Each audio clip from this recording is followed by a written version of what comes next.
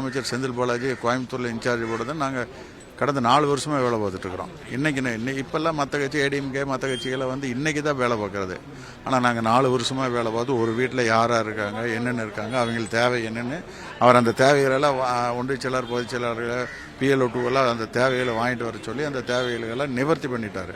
So அது வந்து ஏடிஎம்கே கோட்டைங்கிற பிம்பமெல்லாம் எப்போ செந்தில் பாலாஜி வந்து உள்ளே இறங்கி களத்தில் இறங்கினாரோ அன்றைக்கே அது மாறி போச்சு.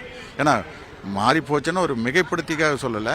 நீங்கள் ஒரு ஃபேமிலியில் என்ன தேவைங்கிறது வந்து நாங்கள் பொறுப்பாளருக்கு தெரிஞ்சு போய் சொல்லணும். ஸோ அந்த ஃபேமிலிக்கு என்ன தேவையோ, என்ன அரசாங்க திட்டங்க அந்த வீட்டுக்கு என்ன கொண்டு போய் சேர்க்கணும், அதையெல்லாம் கொண்டு போய் சேர்த்ததுனால தான் அந்த அவ்வளோ தூரம் சொல்கிறோம். கொண்டு போய் சேர்த்தாம நாங்கள் ஜெயிச்சிருந்தோம்ல சொன்னோம்னா அது வேலையாகாது. ஒவ்வொரு ஃபேமிலியிலுமே அவங்க தேவைகள் நிறைவேற்றிருக்காங்க. மினிமம் ஒரு வீட்டில் 2 பயனாளி இருக்காங்க. ஒன்று விடியல் பயணத்தில் பயனாளி, இன்னொன்று வந்து உரிமை தொகை. அது அப்புறம் மற்ற ஸ்கீம் எல்லாம் போய் சேர்ந்துருக்கு. ஒரு தலைவரோட எல்லா ஸ்கீமுமே இம்ப்ளிமெண்ட் பண்ணியிருக்காங்க. ஏன்னா அவருக்கு என்ன ஆயிடும்னா இந்த ஃபஸ்ட்டு 10 தொகுதியிலையுமே தமிழ்நாட்டிலேயே அதிக அளவில் வந்து பயன் வர்ற மாதிரி அந்த திட்டத்தெல்லாம் கொண்டு போய் சேர்த்திருக்காரு. அதுக்கு நாங்கள் 4 வருஷமா எங்களை தூங்குறதுக்கு விடல. உங்களுக்கு தெரியும், அமைச்சர் பற்றி செந்தில் பாலாஜி பற்றி தெரியும்.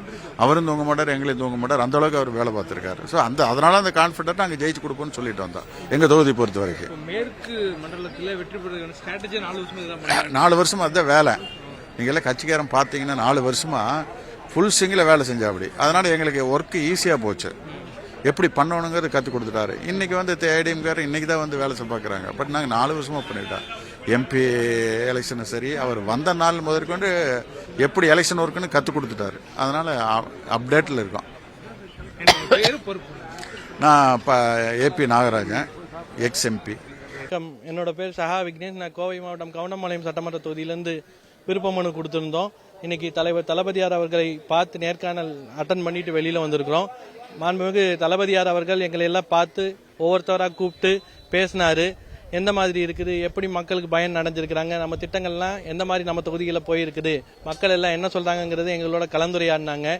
இன்னைக்கு ஒருபுறம் பாசிச சக்திகள் எல்லாம் ஒன்று சேர்ந்துட்டு நம்ம தமிழ்நாட்டை மதத்தாலும் இனத்தாலும் மொழியாலும் ஒடுக்கி விடலாம், மதத்தால் நம்ம தமிழ்நாட்டை பிடித்து விடலாம், பொய்கள் அதெல்லாம் சொல்லி எப்படியாவது தமிழ்நாட்டை கவரலான்னு ஒரு கூட்டம் இருந்த போதும் இங்கே இருக்கக்கூடிய மத சார்பற்ற சக்திகள் எல்லாம் ஒருங்கிணைத்து இன்னைக்கு திராவிட முன்னேற்ற கழகம் வந்து ஒரு மெகா கூட்டணி அமைஞ்சிருக்குது. ஒரே கருத்துடைய கட்சிகள் அனைத்தும் ஒன்று சேர்ந்து இன்னைக்கு திமுகவின் தலைவர் தளபதியார் அவர்கள் முதலாக ஒரே தலைவர் தமிழ்நாட்டை காப்பதற்கு நம் தளபதியார் இருக்கிறார் என்று ஒரு அணியில் சேர்ந்திருக்கிறோம். இன்னைக்கு தளபதியார் அவர்கள் நாங்கள் கவுண்டம்பாளையத்தில் எண்ணற்ற இளைஞர்கள் எண்ணற்ற பெண்கள் எல்லாம் விருப்ப மனு கொடுத்திருக்காங்க. அவங்க எல்லாத்தையும் அழைத்து உங்களிலே யாருக்கு மக்கள் செல்வாக்கு இருக்கிறதோ, நீங்கள் பதவி உயர்ந்தவராக இருக்கலாம், வேறு விஷயத்தில் உயர்ந்தவராக இருக்கலாம், ஆனால் யாருக்கு உங்களிடம் மக்கள் செல்வாக்கு இருக்கிறதோ, மக்கள் செல்வாக்கு இருப்பதற்கு தான் சீட் செல்லும். அவர்களுக்கு ஒற்றுமையா இருந்து எல்லாரும் வேலை பார்க்கணும்னு சொல்லி மாண்புமிகு தளபதியார் அவர்கள் சொல்லியிருக்கிறார். சென்ற முறை கவுண்டம்பாளையம் சட்டமன்ற தொகுதி வெற்றி வாய்ப்பு சிறிது வாக்கு வித்தியாசத்தில் இழந்திருந்தாலும் இன்னைக்கு தலைவர் தளபதியார் அவர்களின் திட்டங்கள் கோவை மாவட்டம் முழுவதும், கோவை மாவட்டத்தில் கிட்டத்தட்ட சொல்ல போனோம் என்றால் இப்ப கூட சமீப காலத்தில் கொஞ்ச நாளுக்கு முன்னாடி GD நாயுடு மேம்பாலம் என்று தென் மாநிலத்திலே ஒரு மிகப்பெரிய மேம்பாலத்தை மாண்புமிகு தளபதி அவர்கள் திறந்து வைத்திருந்தார். இன்னைக்கு எங்க ஏரியால வந்து பாத்தீங்கன்னா நாராயணசாமி நாயுடு மேம்பாலம் என்று சொல்லி அந்த பணிகள் நிறைவு செய்ய தருவாயில் இருக்கிறது.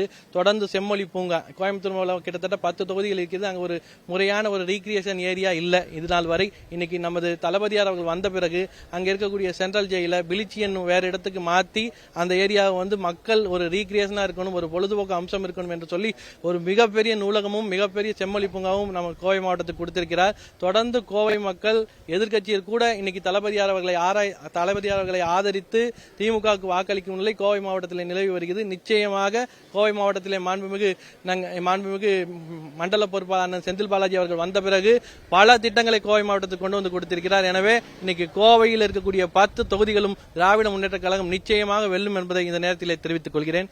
நன்றி.